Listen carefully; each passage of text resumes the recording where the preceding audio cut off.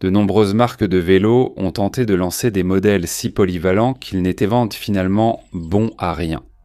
Canyon fait ici un pari très ambitieux avec la nouvelle Endurance SLX. C'est un vélo qui, sur le papier, devrait nous permettre d'avaler énormément de kilomètres sans accumuler de fatigue, tout en ayant pratiquement la même capacité aérodynamique que l'AeroAd. Et d'un autre côté, un dégagement de roues si généreux qu'il permet de quitter l'asphalte pour explorer des pistes gravel. Est-ce que c'est un nouveau vélo qui se donne des airs sans en avoir les moyens, ou bien est-ce le nouvel achat intelligent et malin que tu pourrais faire ?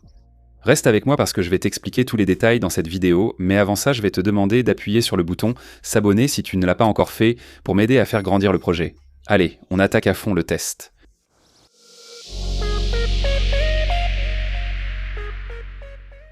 L'Endurance a toujours fait partie de cette catégorie de vélos de route appelée Gran Fondo, où la plupart des marques nous ont toujours proposé des vélos très peu attirants visuellement, montés avec des composants de mauvaise qualité et avec des tubes de direction très hauts.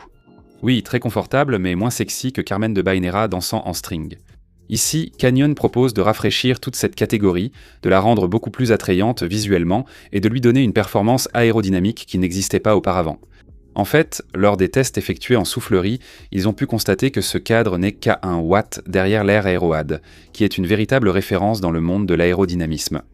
Ils conservent la géométrie détendue, offrent un passage de roue maximal de 38 mm et permettent de monter directement des garde-boue à l'avant comme à l'arrière.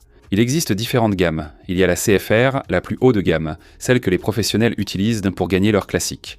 Et juste en dessous, la SLX. C'est celle avec laquelle j'ai pu faire le test et sur laquelle je veux me concentrer aujourd'hui. Parce que je pense c'est vraiment beaucoup plus adaptée à une utilisation quotidienne, celle que nous pouvons en faire en tant qu'amateurs. Et elle est aussi plus accessible au niveau du prix. Abonne-toi.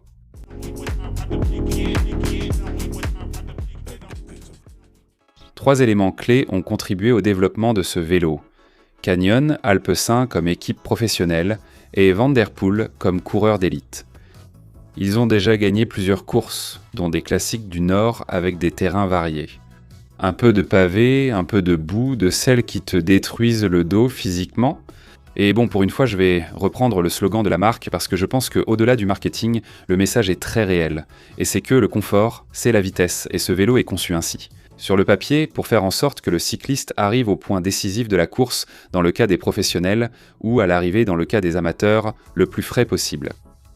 Voilà la théorie, maintenant je vais l'essayer et vous dire comment elle réagit.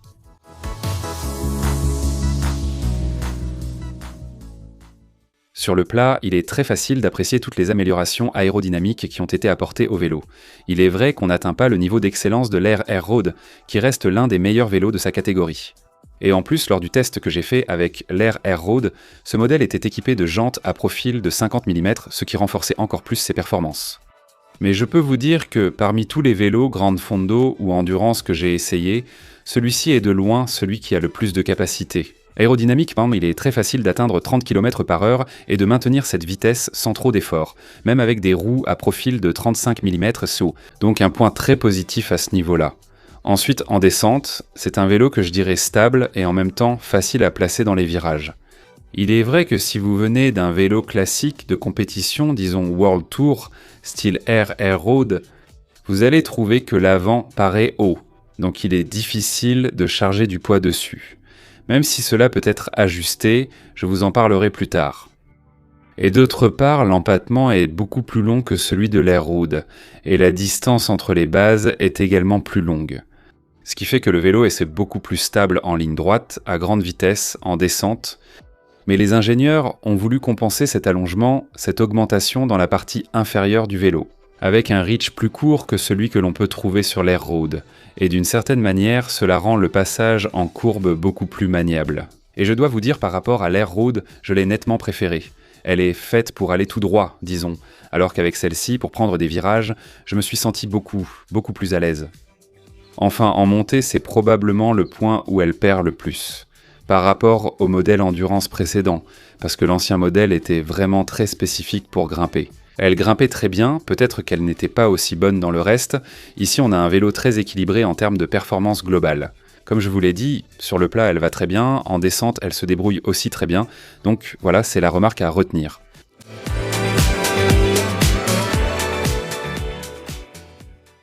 Maintenant que nous avons ici le tableau comparatif des géométries, vous allez voir très facilement les changements, les différences qu'il y a entre l'air-road et l'endurance. Pour commencer, l'endurance, comme je vous le dis depuis le début de la vidéo, est conçue pour adopter une position beaucoup plus détendue, plus droite.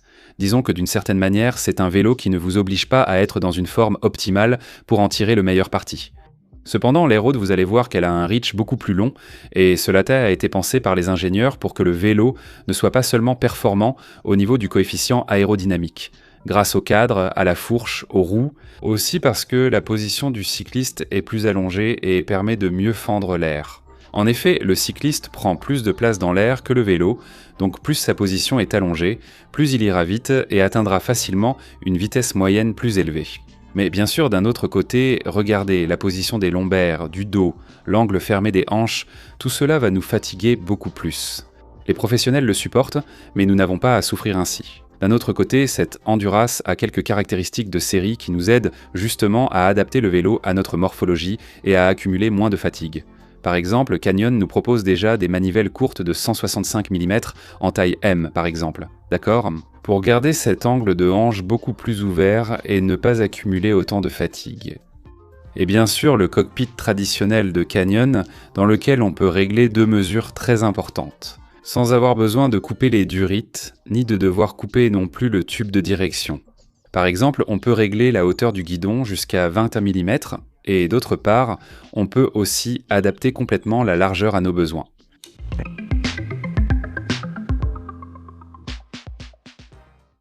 Soyons clairs sur le poids. Ce vélo n'est pas conçu pour être léger, mais pour offrir un confort total. Par exemple, le SLX illustre bien cela. Équipé de roues DT Suisse avec un profil de 35 mm et des pneus de 32 mm fan. Le 105 électronique de Shimano ou son équivalent concurrent chez SRAM, on est autour de 8,4 kg, et ensuite si on met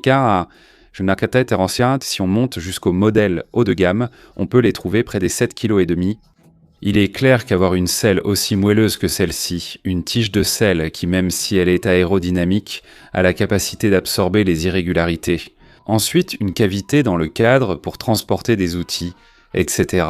fait que le cadre est plus lourd, mais je pense que pour 90% des utilisateurs qui finiront par acheter ce vélo, il est très probable que cela leur soit bénéfique, vraiment. Avoir un demi-kilo de plus sur le vélo, mais arriver en meilleure forme à la dernière heure de la sortie, plutôt que d'avoir quelque chose de plus léger et finir complètement épuisé.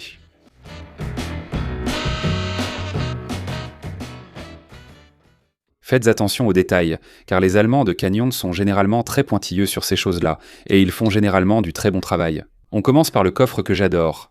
Il s'ouvre avec une manette et, dès qu'on l'ouvre, bam, des détails de qualité. Là, on a un support pour pouvoir transporter un adaptateur, une cartouche de dioxyde de carbone et un multi-outil directement sur le couvercle du coffre. Mais en plus, regardez, parce que ça m'a vraiment plu. La petite pochette à l'intérieur est équipée d'une fermeture éclair, contrairement à toutes les autres pochettes que j'ai vues, je dirais, qui ont une fermeture velcro. Ici, on peut transporter la chambre à air de rechange, on a une autre cartouche et ici aussi les démonts de pneus. Et bon, je trouve ça très intéressant que ce soit complètement fermé comme ça, bien fait, parce qu'avec l'option velcro, il y a toujours quelque chose qui peut finir par tomber à l'intérieur du cadre et ça devient compliqué. Ici, l'accès direct à la batterie du DI2 est pratique, car en cas de problème, elle reste facilement accessible. Que puis-je vous dire d'autre ? Nous avons un boîtier de pédalier Press-Fit, nous avons bien sûr un passage de roue maximal de 38 mm, elle est livrée avec des pneus slick de série de 32 mm, donc vous pouvez monter du 35 ou du 38.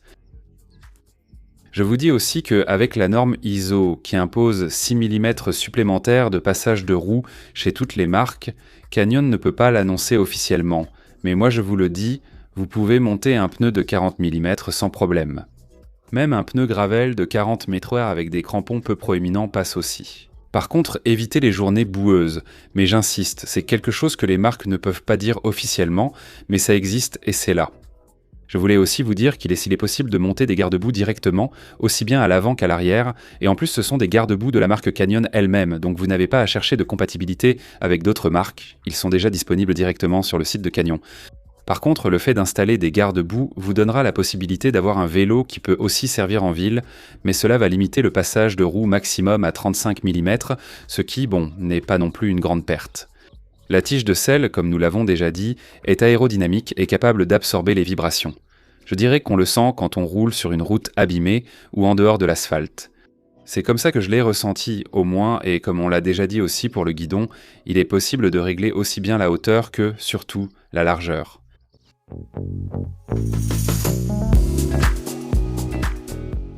La gamme complète commence par ce modèle SLX7 qui existe en deux versions. Celle que vous voyez ici est équipée du Shimano D205, ou bien avec le concurrent de SRAM avec des DT Swiss de 35 mm, et en gros avec ce que vous voyez c'est 4000 €. Ensuite on passe à la SLX 8 à 4500 € où l'on trouve déjà un groupe Ultegra D2 et l'apparition d'un capteur de puissance. Et enfin la SLX 9 à 7000 €. Là on a déjà le Dura Ace et une amélioration assez considérable au niveau des roues. Bien sûr, au-dessus de ça, on passe aux CFR, qui sont essentiellement les vélos de compétition, on pourrait dire.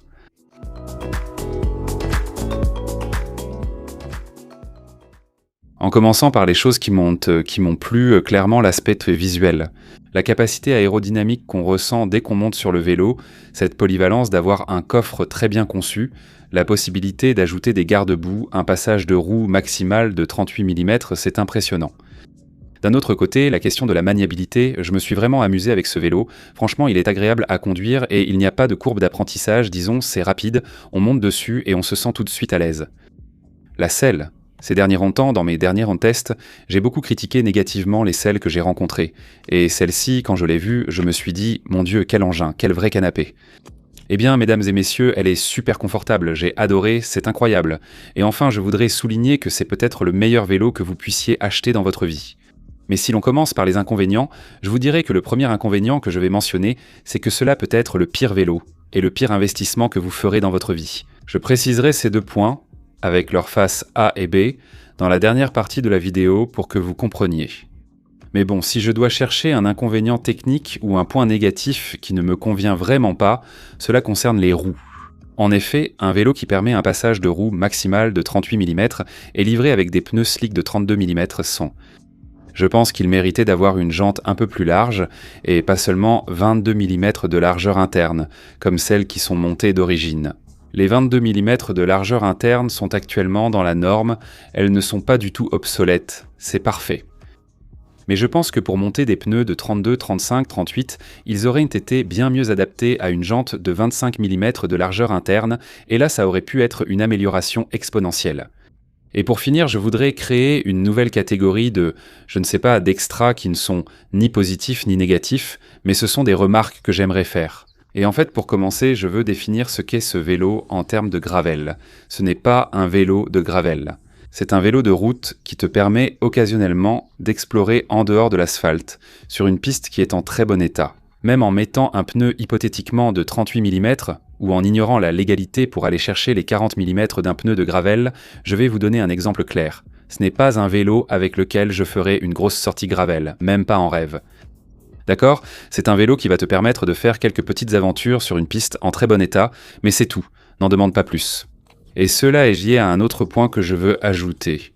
C'est un vélo qui, pour être confortable et fait pour avaler les kilomètres, a en réalité une rigidité de cadre assez élevée. C'est quelque chose qu'on apprécie sur la route, mais qui joue en sa défaveur en gravel, d'accord ? Parce qu'au final, l'absorption des irrégularités par ce vélo se fait surtout au niveau de la tige de selle, mais surtout grâce à la possibilité de monter des pneus très larges sur lesquels on peut baisser la pression. Donc je ne dis absolument pas que c'est quelque chose qui va à l'encontre du vélo. Le fait qu'elle soit très rigide, mais c'est vrai que lorsque tu la mets sur un terrain de gravel, là, si tu as de l'expérience avec les vélos de gravel, tu remarques vraiment la différence. Je voulais clarifier cela. Et enfin, le poids. Je ne considère pas le poids comme un inconvénient, car en échange de ce poids supplémentaire, il y a toute une série d'avantages que le vélo nous offre et qui améliorent l'expérience globale. Mais ce n'est pas un vélo léger et il faut en tenir compte.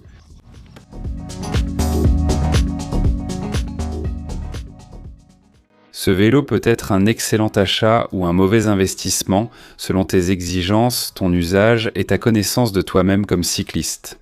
Laisse-moi t'expliquer. Tout ce qui concerne la compétition, je parle du modèle SLX, je pense que cela sort de son domaine. Que ce soit sur route ou en gravel. Cependant, si tu penses à faire occasionnellement une randonnée cyclotouriste, faire un peu de gravel très facile de temps en temps, avoir un vélo urbain haut de gamme en semaine avec tes garde-boue et tout le reste. Je ne sais pas, même participer à une épreuve d'ultra-distance sur route avec des pneus slick très larges, chargés avec des sacoches. Mais surtout, accumuler beaucoup de kilomètres le week-end sans l'exigence, j'insiste, de la compétition ou de la performance, simplement pour le plaisir et en recherchant le confort. C'est un achat malin parce qu'il englobe vraiment de nombreuses possibilités sur une seule plateforme, sans vraiment faiblir dans aucun domaine et en étant performant dans beaucoup d'autres, comme par exemple les qualités aérodynamiques, la polyvalence du cadre qui permet d'ajouter du rangement, la possibilité de monter des pneus très larges, etc. etc. Qu'en pensez-vous? Donnez-lui une note de 1 à 10 en commentaire et à bientôt dans les prochaines vidéos. Soyez heureux. Ciao.